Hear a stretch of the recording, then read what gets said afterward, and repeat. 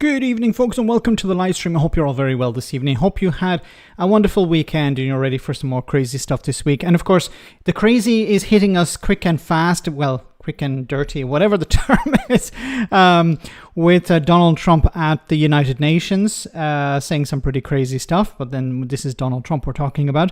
We'll also cover what's happening with the Liberal Democrats. They finished their conference today. There's a little bit I want to show you from that. Flags, we're never getting away from flags, are we? And a few other stories as well, including your party, my party, our party, what's happening with Jeremy Corbyn and Zara Sultana. So before we begin, I want to show you, well, before we get into the other stories, I wanted to show you this interview, well, not interview, it was a call that I received. Thanks to Reagan Elite for sending me this link. This is a guy calling into Sheila Fogarty's show on LBC.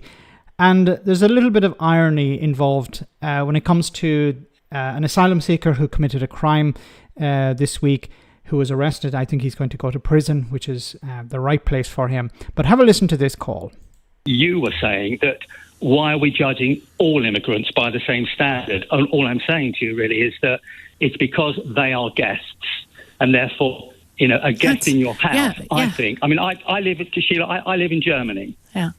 Okay, and I'm very, very careful that I do everything absolutely right. You know, I don't bid people, I wave, I'm super, super polite.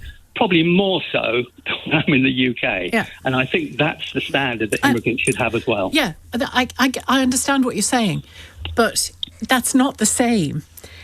That's not what I'm talking about. I'm talking about the injustice and the dangers of deciding because one asylum seeker is, and inevitably in the numbers that we have, there will be more than one, is a sex offender, that we therefore leap to the conclusion that hotel, X hotel, Y hotel, Z hotel, is full of sex offenders. Oh my God, they're all sex offenders. You know that's what's happening, Colin, in some quarters of this country.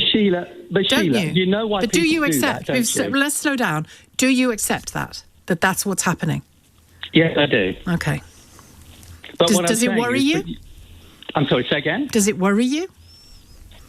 No, it doesn't. I'm as I said, coming back onto my original point, that if somebody comes as a guest to the UK for whatever reason, then I think that they should Okay, so a big problem with Colin's position is he's saying, look, if somebody comes into the UK, they have to keep their nose clean, they have to respect the laws, they have to jump through hoops to show that they're a good person. And to a certain extent, I agree with that. But how would Colin feel if a British person in Germany was convicted of a sex crime, or convicted of a murder, or convicted of some sort of heinous act? Would he like all German people to say, okay, well, Colin is just like them, or Colin needs to go as well? This is the problem with his argument. He's trying to defend a position where he's saying, look, one asylum seeker has committed a crime. That means that all asylum seekers are somewhat guilty before proven innocent. Judged by a higher standard than if somebody is native British or British born or whatever. Yes, but that doesn't. That is a separate point to the thing I'm trying to get to the bottom of with you, which is, do you find it acceptable for all migrants and asylum seekers to be regarded with suspicion as predators simply because some are predators? You know something, and I know you're not going to like this, but my answer really to that would be, I'm afraid, yes. He wants everyone to be treated as if they're guilty before they have committed a crime or anything. So everyone is guilty by default. Does that include British people living in Germany? Are British people in Germany guilty by default? Well, I would assume they're not. But Colin, I presume, thinks they are, including himself. But rather, I have... And why is that, Colin? Well, I'm going to explain. Okay. I have a daughter that works in London. She lives in Clapham. Every time she walks home, I worry about her. And I think that part of that is part of the worry that I've got is really to do with immigration, because she is more likely to be assaulted by somebody in her office where she works, her boss, a colleague, a flatmate, somebody she's been out on a date with, she's more likely to be assaulted by one of those people or a random person on the street than an immigrant, than an asylum seeker. But because the media, Farage and others have whipped up so much fear over this, obviously people are afraid of asylum seekers now. Now, does that mean that all asylum seekers are guilty? Of course not. Does that mean all asylum seekers are innocent? Of course not. There are bad people in every walk of life. You wouldn't say, well, you know, I know somebody who was assaulted by their boss. That means all bosses are evil. Or I know somebody who was assaulted by a teacher. That means all teachers are suspect. No, we don't treat individuals in society like that. We shouldn't. It might just be the media, but so often now when we see what's going wrong, when we see that people are molested. Focusing on that, when in reality we know you're more likely to be assaulted by a family member. But in many cases, people don't report it to the police because it's happening within the family. They don't report a boss assaulting them because they're afraid they're going to lose their job. So many cases go unreported. But you're more likely to be assaulted by somebody you know than you are by somebody who's come across in a small boat. It's just the fear factor has been ramped up by the likes of Farage, Tommy Robinson and others. That's the problem here. Are there bad asylum seekers? Of course there are. As I said, there are bad people in every walk of life. But we can't say, okay, these asylum seekers, these people are the problem automatically. They are automatically guilty and they have to, in some sense, prove their innocence. And therefore, my point is, I would rather be safe than sorry. Hang on. What's your evidence for that? It just seems to be coming from immigrants more than anywhere else. Well, you see, this is a question there is no... Like his own point undermines his own position. What I mean by that is, at the beginning he said, look, as an immigrant living in Germany, he's a British man living in Germany, he says, look, I try to keep my nose clean, I wave to people, I follow the rules, I act above, I act in a way that normal German people don't. I respect the rules more than they do. As an immigrant, he's saying that. And now at the same time, he's saying, well, your immigrants are more likely to commit crimes in Britain. But there's no evidence to back that up. And what he's providing for himself is anecdotal. There may be evidence that British people, when they're living abroad, commit less crimes than they would if they were in Britain. There is a fear, of course, for them. Because if you're a normal British person in Britain and you commit a crime, you're not going to be deported. Deported to where? Okay, so you can't be deported. But if you're an immigrant, either an asylum seeker or somebody who has come in with a visa and you have committed a crime, that visa could be taken away from you. There is a risk to your situation. You could be deported for committing the crimes. We know that's not true. There's no logical position to support that, and there's no data to back it up either. No, but there is no evidence of that. Sorry if my live stream is buffering because there's a storm here, so I don't know if this is creating a lot of. It could be creating a lot of problems. Hopefully, it will stay up. The stream will stay up, but there is a storm taking place here. Apologies for that. That's the case, Colin. Of crimes being reported, the amount of convictions taking place, and compare this to the general population. And we know that asylum seekers commit fewer crimes. Refugees and asylum seekers and foreign nationals commit fewer crimes in respect to the general population. Splash all over the newspapers. There are more and more. And you've examined that. You've examined those. Well, so what you're saying? Listen, Colin. You and I both abhor sexual violence, clearly, but I think that you've decided to set aside critical thinking and decide that you're just going to think all migrants are rapists. It's not that. It's the fact. In a society like that, we can't say, okay, let's put people in prison because there might be a chance that they will commit crimes. Because then where does it end? Because you say, okay, well, we'll start off with asylum seekers and refugees. We'll put them in prison so that they are not a risk to the population. Then we start to say, well, we notice that teachers, some teachers are abusing their students. Okay, we'll put away all teachers because there's a risk that it's better to be safe than sorry. Then we go to elderly. We heard a story about some elderly people abusing children. Oh, we better put all those people away as well, because we better be safe than sorry. You can't operate a state where people are not allowed to go out of their homes because there's a risk that they might commit a crime. Oh my goodness. Wait till the storm dies down. Let's move on. So I wanted to talk also about what's happening with the Liberal Democrats, and Sky News is reporting here on what Ed Davey has been doing, and that's the case. So I'm a little bit more than half an hour since Ed Davey walked off stage behind me here in Bournemouth. The Liberal Democrats, one of the most striking features of the speech...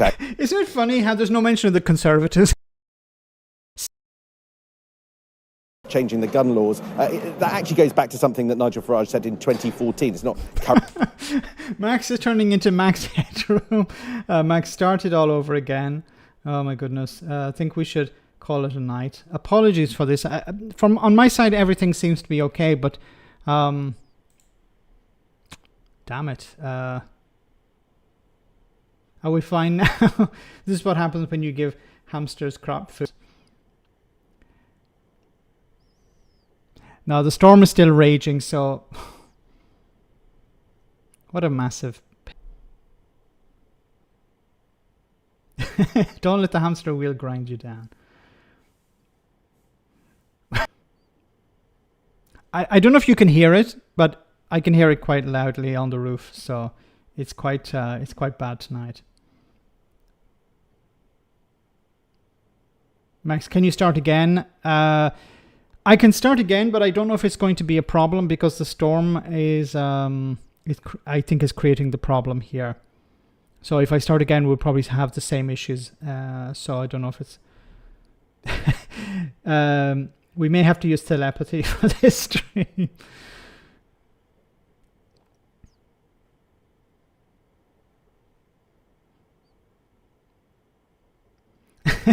Why are the hamsters on the roof?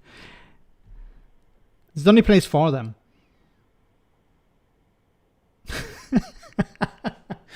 Get on the roof and tell the storm to fuck off.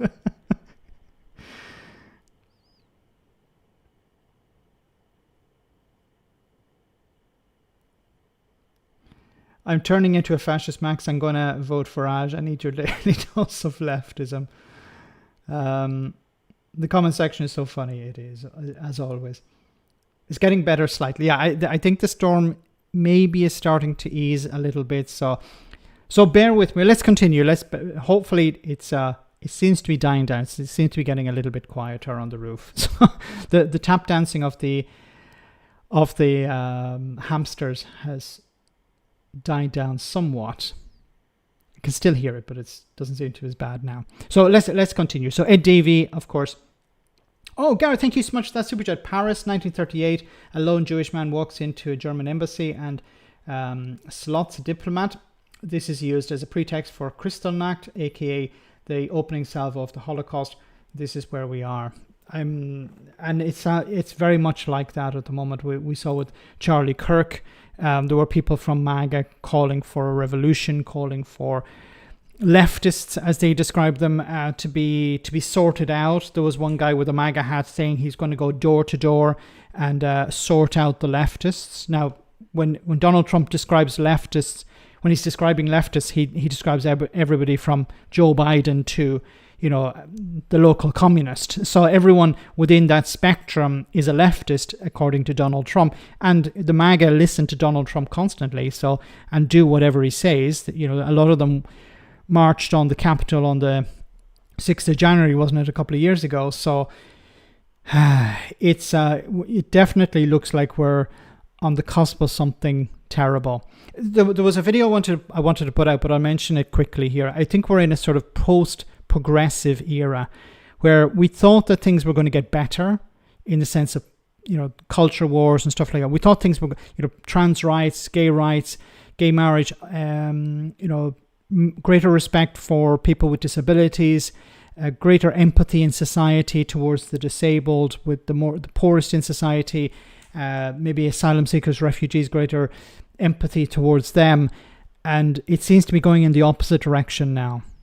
It seems to be heading in down a very dark road. and I fear that it's going to get much darker before we see the light. And Donald Trump is going to be president for another number of years now, so there is the hope that ended by his agency, the comedian in the US. It seems he was reinstated. So it seems that not so much about they didn't do a U-turn because they believe what he was saying was right. I believe it was down to money. So I think it was Disney or ABC decided we're going to reinstate him. Kendall, what's his name? Kendall, I forget what his surname is, the comedian. Anyway, he was reinstated because people were saying we're not going to subscribe once again to your service. Jimmy Kimmel.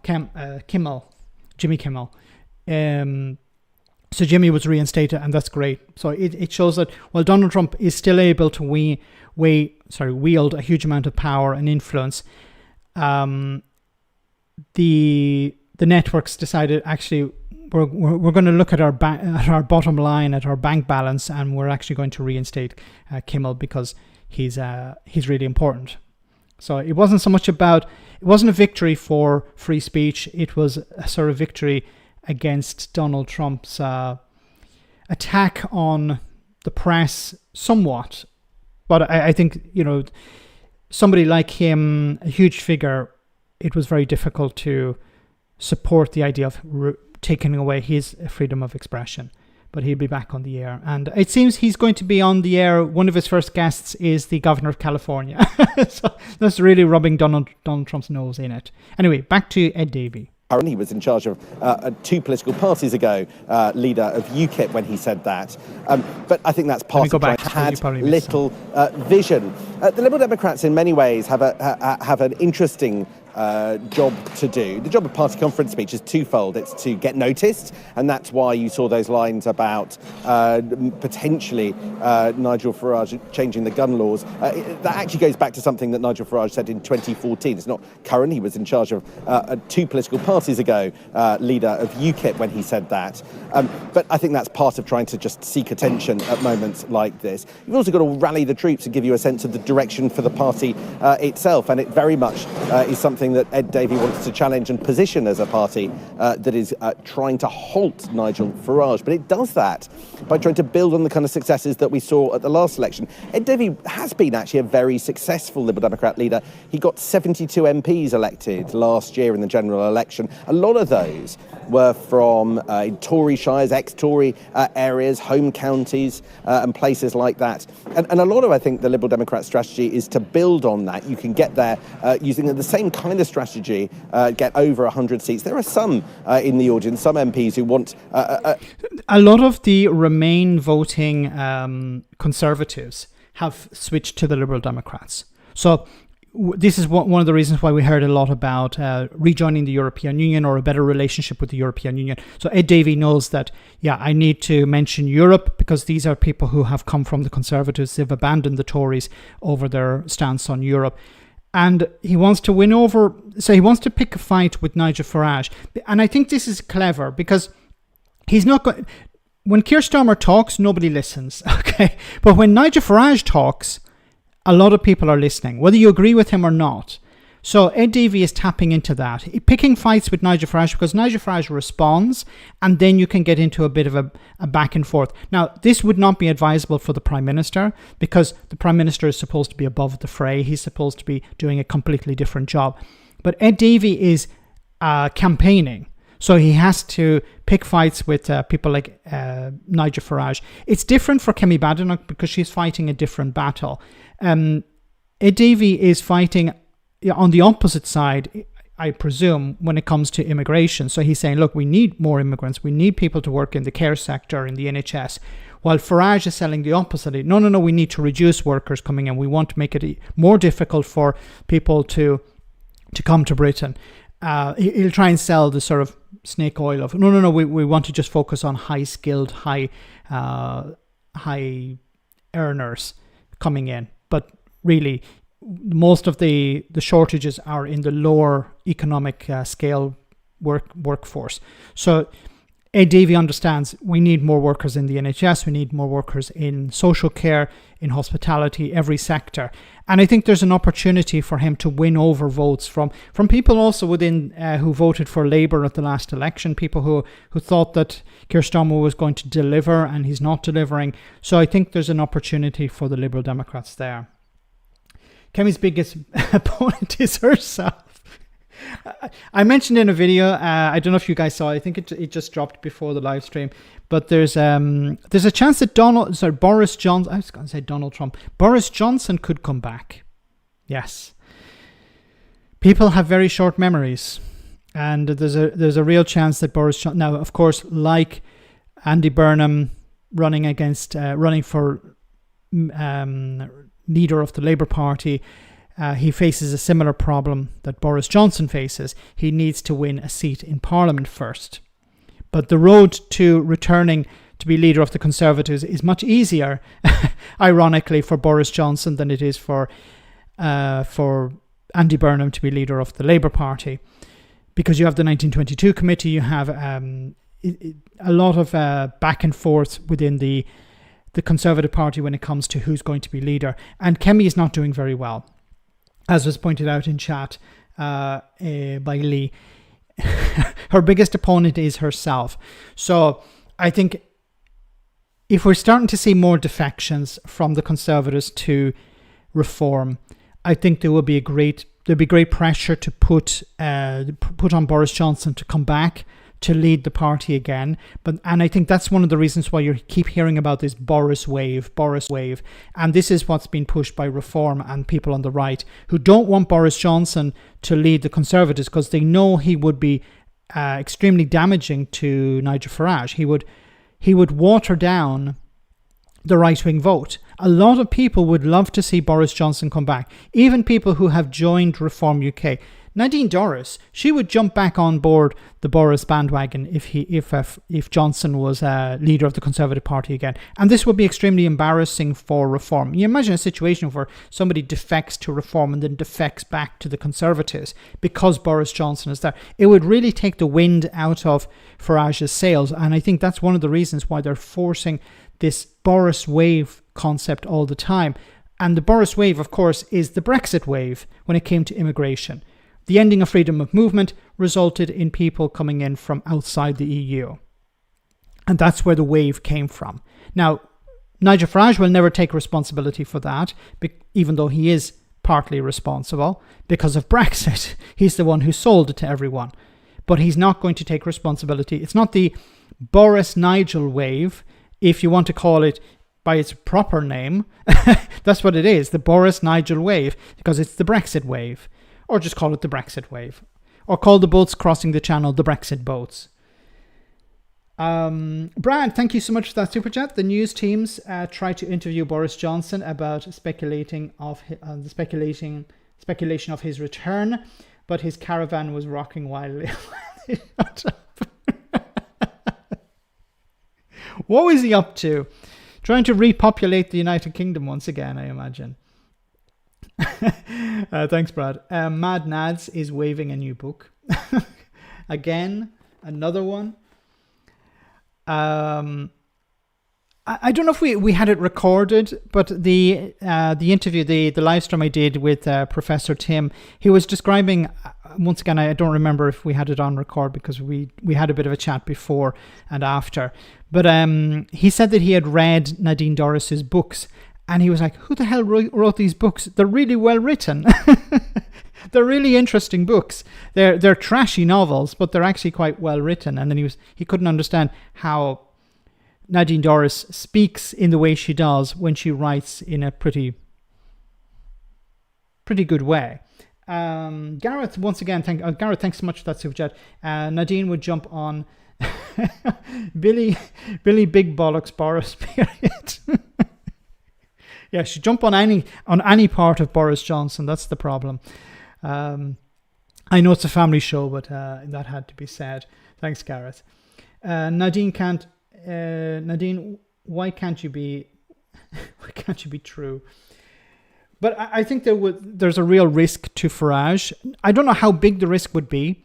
because Boris Johnson is, of course, extremely unpopular with the public, but he's popular with the Conservative Party. And at the moment, he has about 15% support. Now, I don't know. I haven't seen any recent polling, but it would be interesting to see polling for Boris Johnson leading the Conservative Party if he threw his hat in the ring. So if there was a real campaign to get him on board, I think support for Boris Johnson would dramatically increase, especially as the Conservatives are in serious trouble. And people may think, look, what have we got to lose?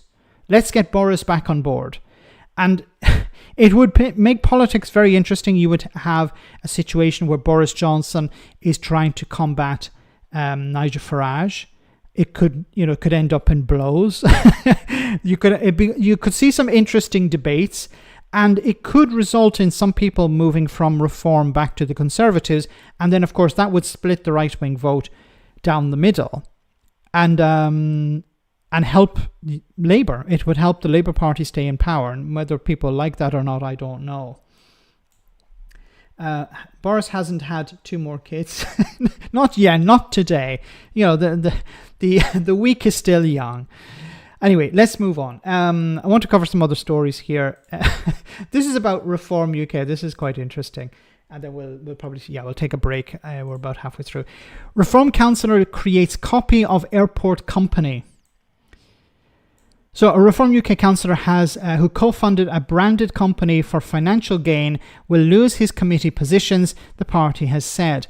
Dave Knight was listed on Companies House as the director of Fly Doncaster Auxiliary Services Limited, alongside Rachel Reid, not Reeves, Rachel Reid, a fellow Reform councillor and the party deputy leader on the City of Doncaster Council. The business, which was established on the 18th of September, shares the first part of its name with the arm's length company created by the council to Manchester, Doncaster, Sheffield Airport. So what did he do? He set up a company with a very similar name to one that exists, set up by the council. And he's been suspended, I think, over that. Reform spokesperson Jason Clarity said, Clarity, cool name. It was Councillor Knight's idea. He thought that the auxiliary services around DSA would not have been established, and he thought it was a business opportunity. There was a business opportunity in it. So he set up a company to sound very much like an existing one that was being set up that was about to be set up by the council, to try and beat them to it, probably in order to win contracts. I've mentioned this before. What Reform UK will do, and I'll give you an example of something that happened some years ago in Venice, in Italy. So there was no company available to clean part of the canals. So some councillor, I believe, it was a councillor or somebody within the administration, set up a company to clean the canals, and then guess who won the contract? The company that was set up by the councillor or the person working in the administration, and they were able to charge an arm and a leg to the council to do this service because there was a monopoly. There was nobody else available to do it. So I think this is what we're going to see with Reform. You're going to see them set up companies, or they're going to have their own companies put in a tender to do work for the council, and of course, who will win the contract? It happens to be the company owned by a Reform councillor or a Reform MP or a Reform whatever. This is what we're going to see.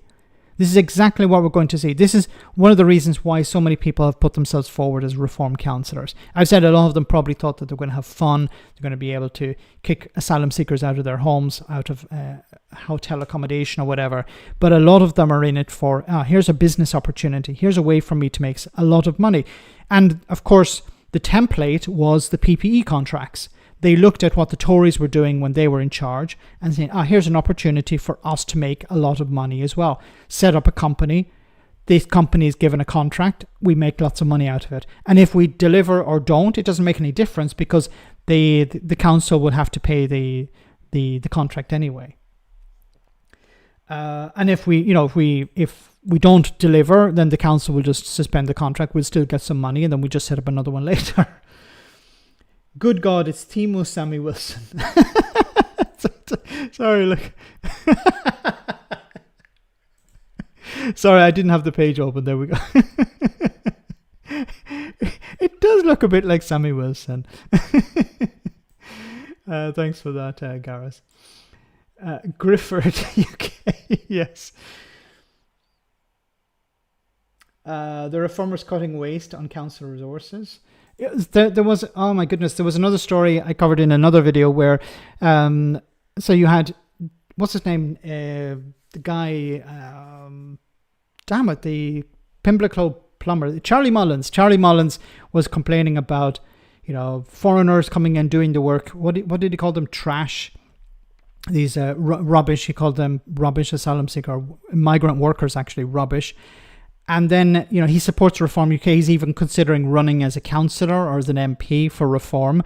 And then at the same time, Reform are closing a service for adult learners. So for adult education, helping adults who have lost their jobs to get back into the job market. Well, there was an opportunity for that was taken away from them by Reform UK Council.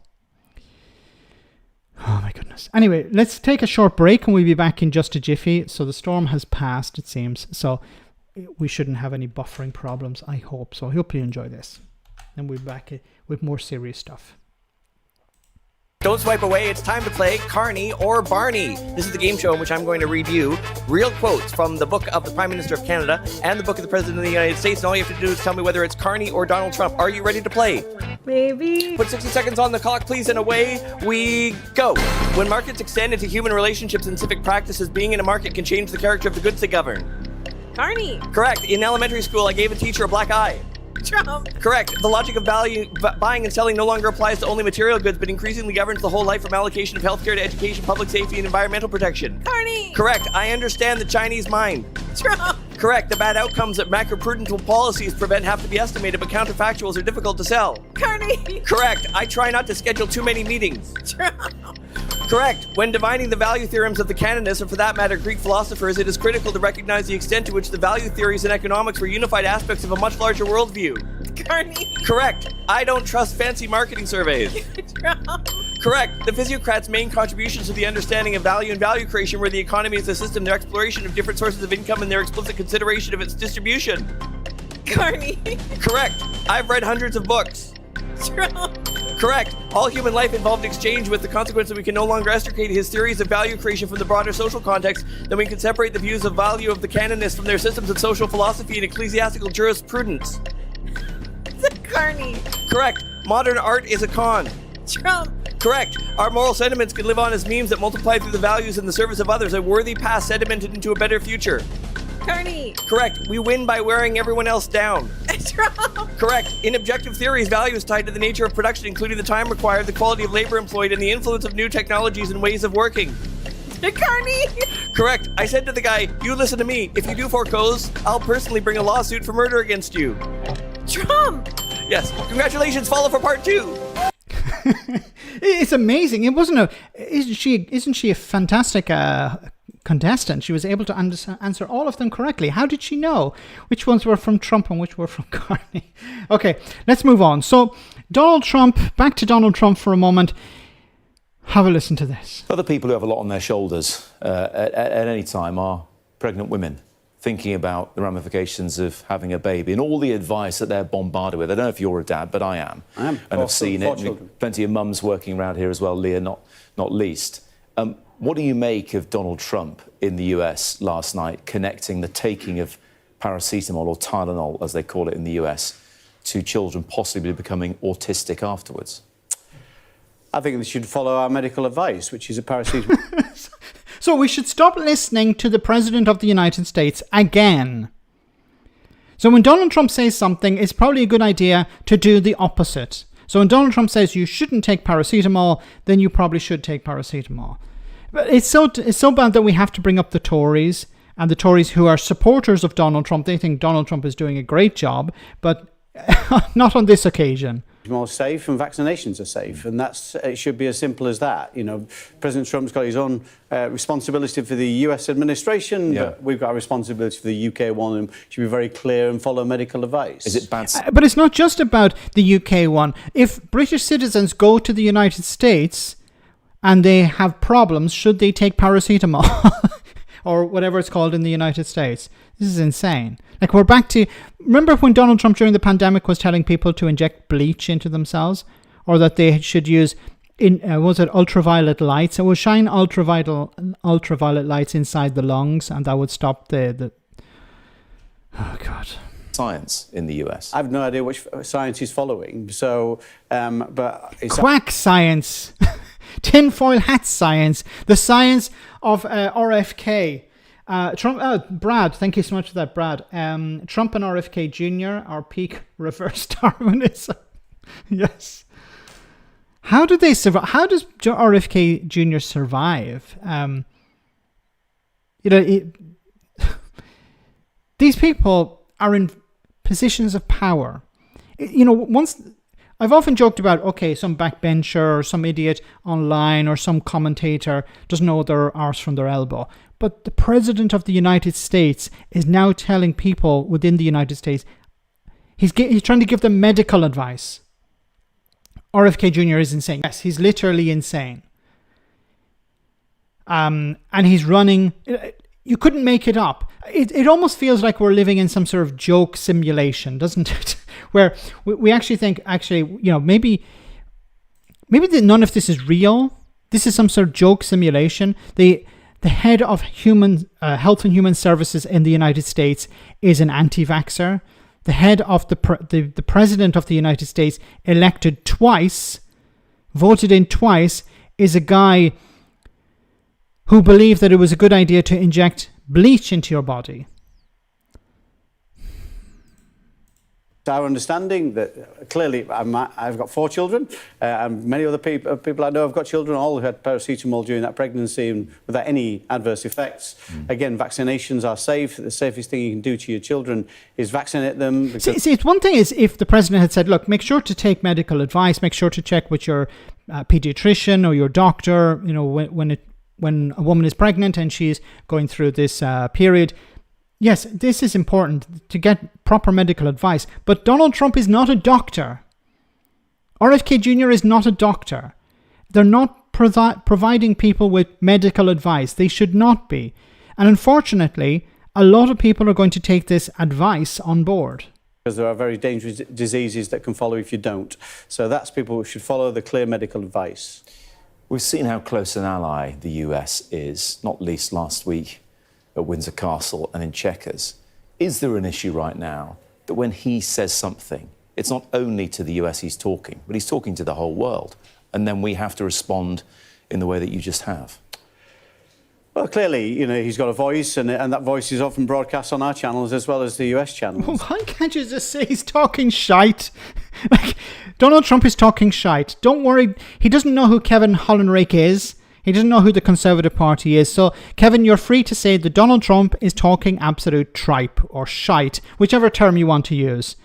I prefer the more scientific one, shite.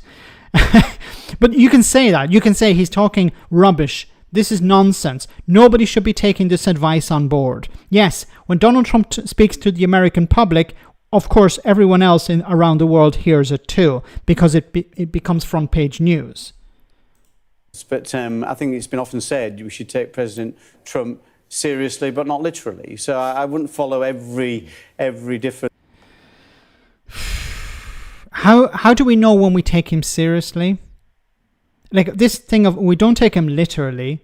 So if he says, I'm going to support Ukraine, is he being literal here? Or if he says, I'm going to take the United States out of NATO, is he literal here? Like, how are we supposed to know? If he says something and he doesn't mean it, I treat Donald Trump as a lying charlatan. So whatever he says, you cannot take seriously. When he says, I'm going to take the United States out of NATO, I think it's a threat. But you also have to be careful that he would follow through with that because of his relationship with Putin. But how are we supposed to differentiate between when he's literal and when he's figurative? Every different statement that President Trump makes and thinks it's something advice we need to follow. I think we just, as I say, we've got some excellent medical... This is a point I wanted to get to. David didn't mention it, but it was in the clip that was supposed to be played, but it didn't play very well, unfortunately, because of the storm. But Ed Davey has described Nigel Farage as trying to emulate Donald Trump. This is something I've been saying for some time as well. And this is really concerning because Nigel Farage understands that Donald Trump is able to speak to people to convince them to vote against their own interests and benefit from that. He also knows that if he's in control of the government, he can fill his pockets. Nigel Farage has talked about putting people into his cabinet who are not members of parliament. Now, I've said before, there are positives and negatives related to that. It's not automatically a bad idea. You know, if you have a technocratic government where you have the prime minister is elected and then the members of the cabinet are, you know, for example, a housing minister, it would be great if it was somebody from Shelter, for example, the homeless charity. Bring somebody in from Shelter, put them in charge of housing. They would be able to bring some expertise to deal with the issue of homelessness, things like that. Bring somebody from the technology background, put them into the Department of Science or Technology or whatever. So putting people with expertise in positions of power, I think, is actually a good idea. Also, they're not MPs, so they don't have to look over their shoulder. They don't need to focus on, okay, what do my voters want? What do my constituents want? The MPs can focus on that, while the cabinet can focus on government jobs. You know, it is a bit strange if you think about it. It is a bit stupid, maybe not stupid, but it is a bit strange that, you know, somebody is an MP and a minister, and they have two jobs. They have a job as an MP, so they have to look after their constituents, but they also have to do the job of running the country, running a government department. And sometimes those things can conflict, where, you know, you say, okay, we need to cut this budget or we need to invest more in this, and it's going to run against, you know, it's going to upset my constituents. So who should I keep happy, the country or my constituents? And that should be the job of the MP. The MP should focus on their constituents, while somebody outside government should be in charge of running the administration. I'm not saying it's perfect. There is also the problem that what Nigel Farage will do. Nigel Farage, of course, will put people in positions of power due to loyalty or about in relation to how much money they have donated to Reform UK. So it will be a disaster if Nigel Farage does it. But on the other side, would it be any worse than having Lee Anderson as Home Secretary? Okay, or Richard Tice as Chancellor? You know, if the Chancellor was some crony of Nigel Farage, would it be all that bad? Would it be much worse than having Richard Tice? Although you could say, well, if Richard Tice does badly, he will lose his seat. Yes, there's the other side of the coin there. We have a super chat from Brad again. Thank you so much, Brad. We didn't have autism until recently. Well, Pluto wasn't discovered until 1930, but I'm pretty sure it was there the whole fucking time. Well said, well said. You know, when it comes to conditions like autism, we have better tools. We have better research tools. We have better mechanisms to diagnose it. Back in the 1980s, people didn't really understand very much about autism. Now we understand it much better. We don't fully understand it, but we have a better grasp of it today. So more people are diagnosed. It's like in the Middle Ages, we didn't understand germ theory, or we didn't understand schizophrenia. And people, for example, when it came to schizophrenia, people thought it was demons. They thought individuals were possessed by the devil. Now we understand that, no, these hallucinations are related to a mental illness. Our mental condition. So when we have more science, more tools available to us, we can diagnose more people. So more people today are diagnosed with schizophrenia than with demon possession, okay, than in respect to the past, thanks to science. And the same with autism. So there are more people being diagnosed with autism today than 30 years ago because we have better tools to diagnose it. Thanks, Brad. Perfect comment there, Brad. Gareth again, thanks so much, Gareth. My dad took Tylenol every day for 30 years as part of his plan, as his pain regime. He never contracted autism. I've taken paracetamol every day for 10 plus years as part of my pain regime, and guess what? Are you autistic? Yes, thanks so much, Gary. Look, Donald Trump is talking out of his backside. I don't know if this is an attempt to deflect once again from the Epstein list. It's like they're talking about the Epstein list. Quick, do something. Paracetamol or our version of it. Quick, say that it's linked to autism. That'll keep people busy for another few days. And then when that dies down, then he's starting looking around for something else. The unfortunate thing with that is that he may get to a stage where he runs out of distractions, and then he has to go for a really big distraction, like, how about we go to war with China? That's my fear as well. Thanks, Gareth and Brad. Anyway, let's move on. The story I wanted to cover, of course, is what's happening with your party. So this is from the New Statesman. Have a listen. For me, this lot have been putting Monty Python to shame with their infighting. They haven't even got a name. Yes, it's your party. Sorry, Megan, you're all over this. What are the updates from the weekend? So the weekend started off quite seriously. I mean, after the spat that we covered on the podcast last week, Zara Sultana put out a statement on Friday night saying that she'd instructed defamation lawyers following baseless and politically motivated attacks on her character. This was essentially, people were sort of saying about Zara Sultana that in setting up this membership portal, she had committed fraud, which, you know, another statement from Jamie Driscoll, Andrew Feinstein came out on Saturday, which clarified that all of the sort of operations that Zara Sultana had started were based in the Your Party infrastructure, so no fraud had been committed. And that was hinting at presumably the fact that people had paid this membership fee and there was over £1 million sitting in this bank account somewhere. Yeah, and then Jeremy Corbyn and the Independent Alliance were telling people to cancel their direct debits. Yeah. So it all seemed on Saturday incredibly tense. Jeremy Corbyn this weekend had his Peace and Justice Project conference. The Peace and Justice Project was set up by Corbyn after he left the Labour Party. It's sort of like his vehicle for doing what Corbyn loves to do best, which is sort of, you know, a lot of international relations, things on Gaza, that kind of looking at how the UK's place in all of this.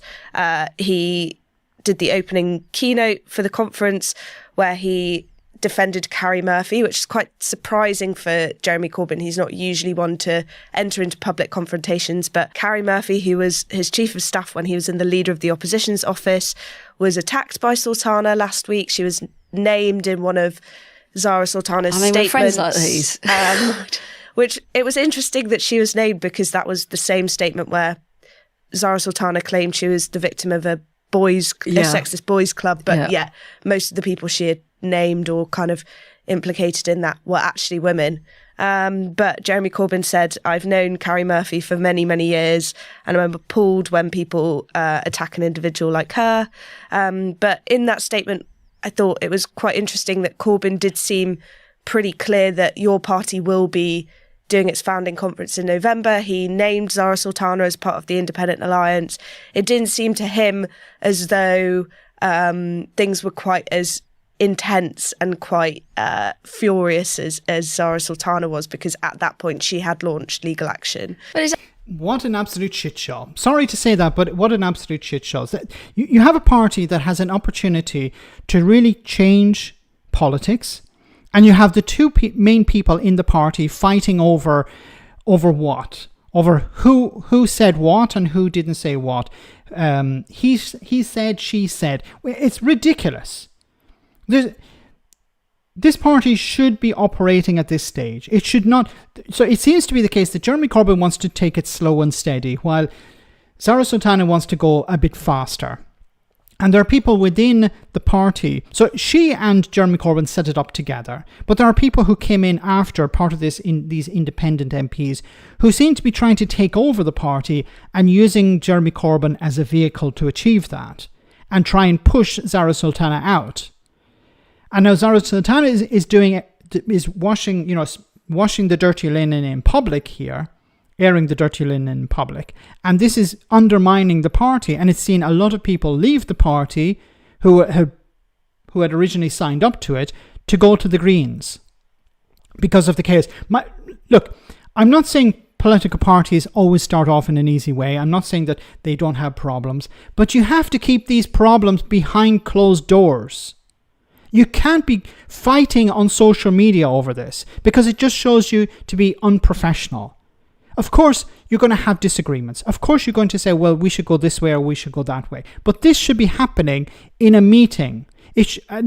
Preferably a meeting in real person, not online, where it can be cut and edited and put together, to present you in a negative light. It needs to be a meeting taking place behind closed doors where the two main people within the party said, this is what we want to achieve, and they come to some sort of agreement. Now, I think there's a big problem for Zara Sultana here. Jeremy Corbyn is close to retirement. He's in his 70s, I think, or he's about 70. And he has nothing to lose. He won his seat as an independent. He won a massive majority. He's safe. So if this whole thing collapses, he's okay. He's close to the end of his political career. And if there's an election pretty soon, he'll probably win his seat again. So there's nothing for him. But she has invested all of her political capital in this.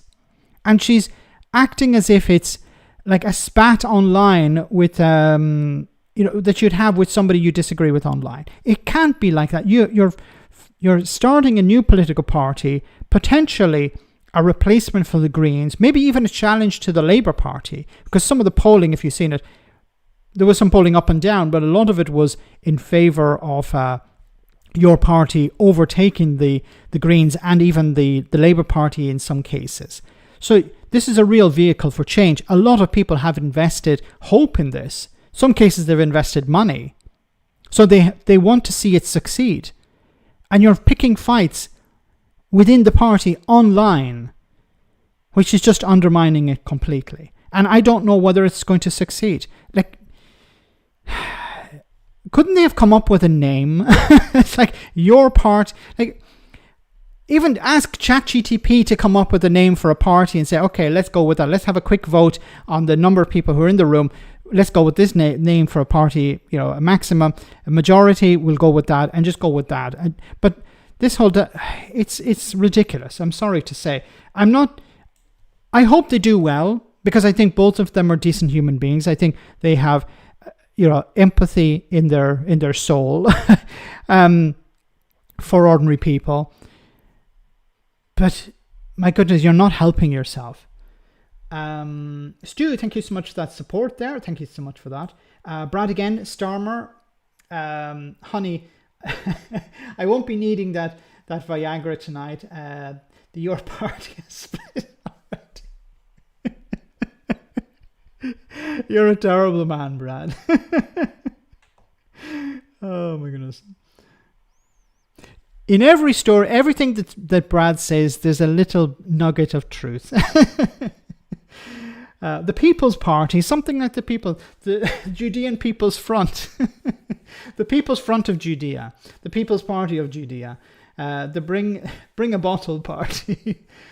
The first cousins are not easy to deal with.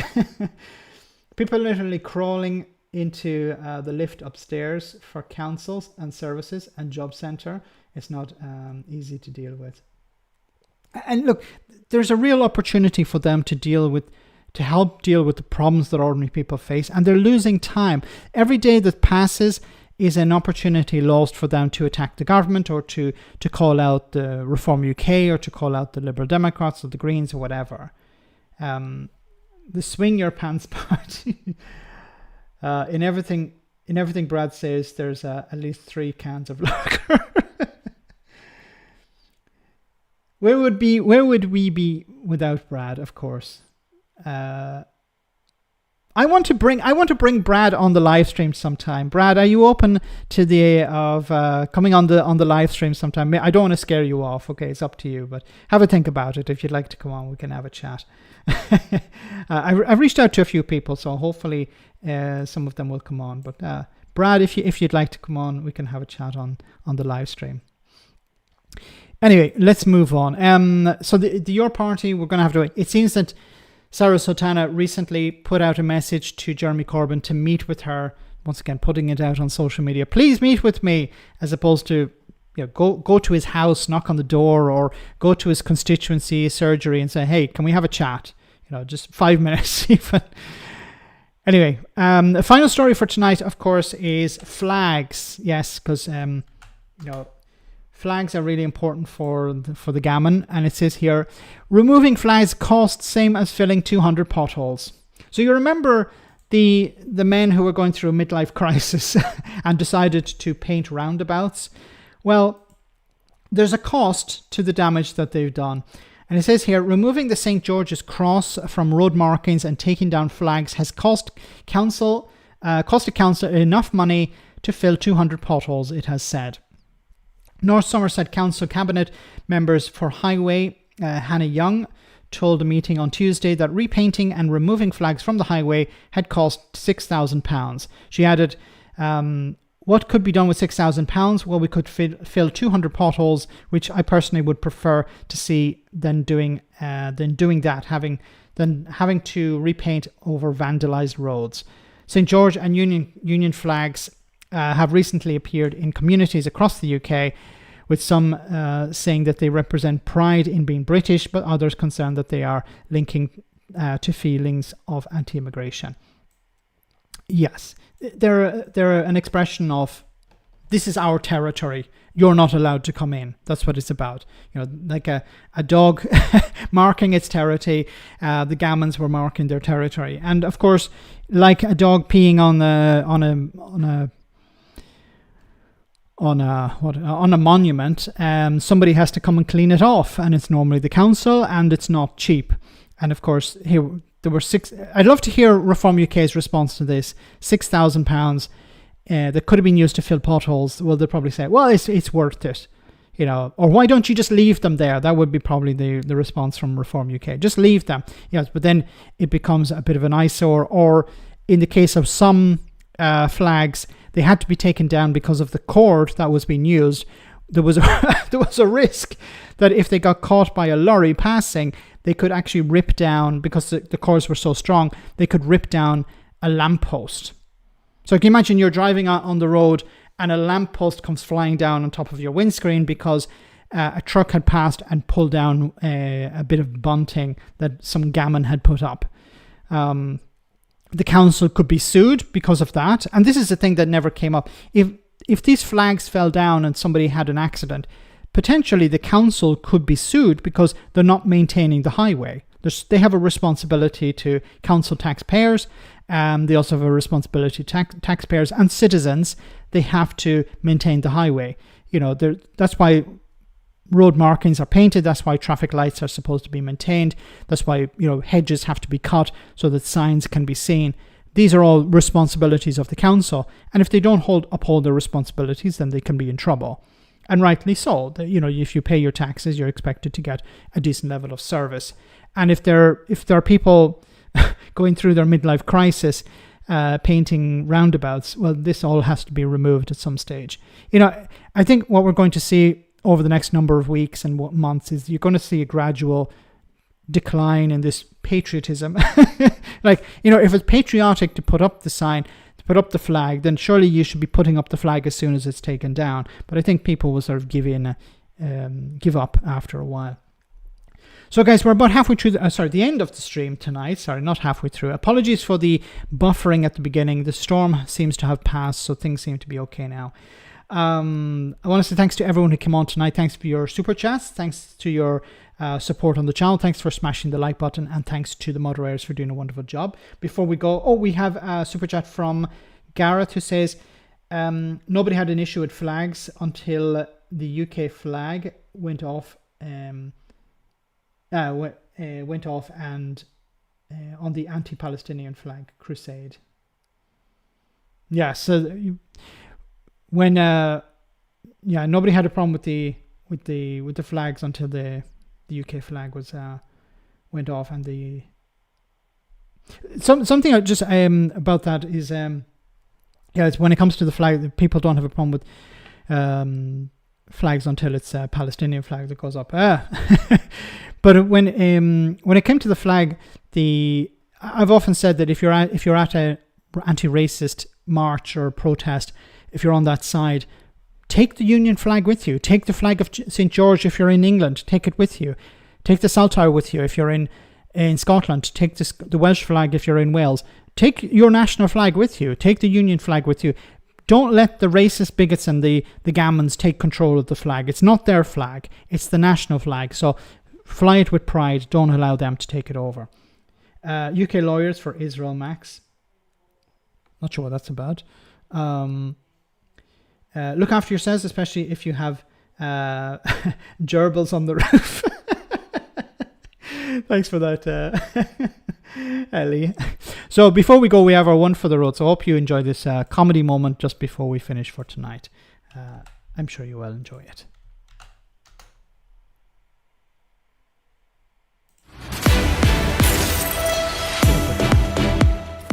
Welcome to Broken News. The United States of America is insisting it's not the bad guy. It comes as President Trump ramps up his America First agenda, sets off trade wars around the globe, and adds human skulls to the US flag. Our reporter has more. In an attempt to calm unwarranted hysteria over unfounded allegations of authoritarianism, the United States government says, "We're not the bad guys, and anyone who says we are will be shot in the face."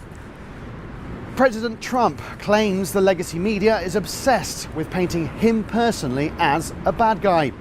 The 45th, 47th and final president says just because he's refusing to support allies that are under attack has made his entire country a laughingstock, is something of a proven fraudster and convicted felon, and someone who has a tendency to get a little bit rapey with young girls. That doesn't make him bad or wrong or incompetent or stupid or dangerously unhinged. Speaking from the new government HQ, a hollowed out volcano here on Death Island, Trump insisted America is and always has been the home of the good guys. It is, after all, he said, where Jesus Christ was born.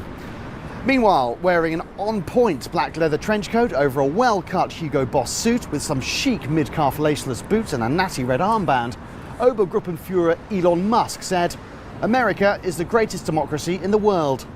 How else could a lowly billionaire like me end up at the top of it without the need for an election or any basic checks or balances? Look, sometimes the world needs a bit of ethnic cleansing. Sometimes eugenics is just good, tidy economic sense. And sometimes, to get things done, you've just got to get your tongue right up a dictator's mucky fudge duct." Of course, many of us grew up thinking of America as the good guys. They lovingly ended World War II at the earliest opportunity. They kindly invented Kanye West for us. And they've tried to spread freedom by thoughtfully installing puppet governments in countries coincidentally rich in natural resources. Well, Broken News approached the Democrats for comment. They said, "While we're obviously concerned about the destruction of the fabric of American society, the ripping up of the Constitution, and a bonfire of 250 years of history and tradition, we're seemingly not able to do anything about it. So we're just going to hang back for now, have a bit of a moan about it, and we'll see what happens. Vive la résistance." Powerful stuff. Back to you. Thank you. What a lovely story. That's all for Broken News. You're up to date. Wonderful, wonderful. So have a great week, guys. I'll see you on Friday, same bad time, same bad channel. Stay safe, take care, and good night.